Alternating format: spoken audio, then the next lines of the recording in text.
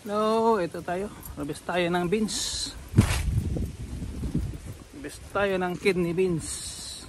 Ayan.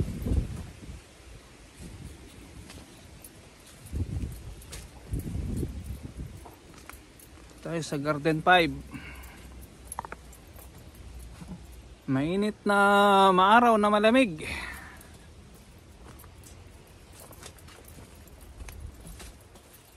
Diyan na makaharvest tayo ng marami.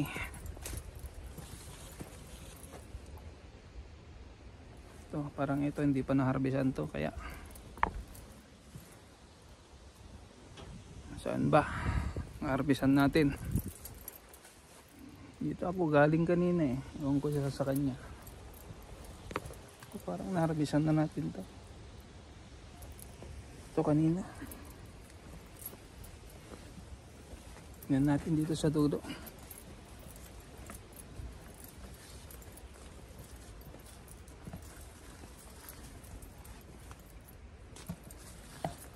Ano ba to?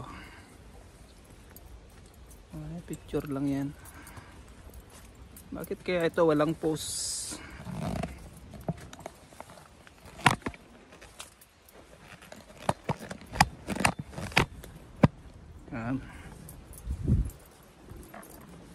Parang na-harvestan na to dulo ni Mrs.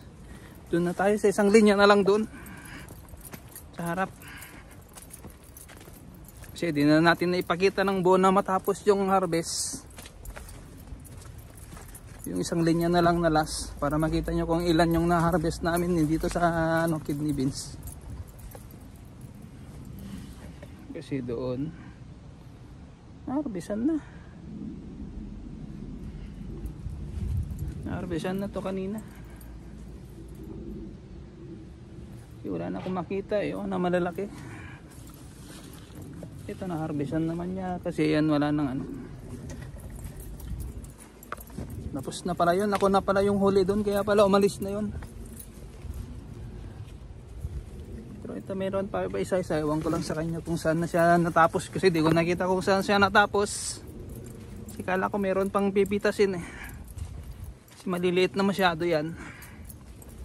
Para sa Friday na lang siguro yan. Sa Biyernes. Kakalam ko itong hindi pa na-harvestan na ito. Pero mayroon oh. So ito pala yung na-harvest ngayon. Yan oh, dalawang sako. Isang malaki, isang maliit. Ito. Ayun isang maliit. Ito mga 40. Yun mga 20, mga 60. Yan ang harvest natin ng kidney beans. Ayan.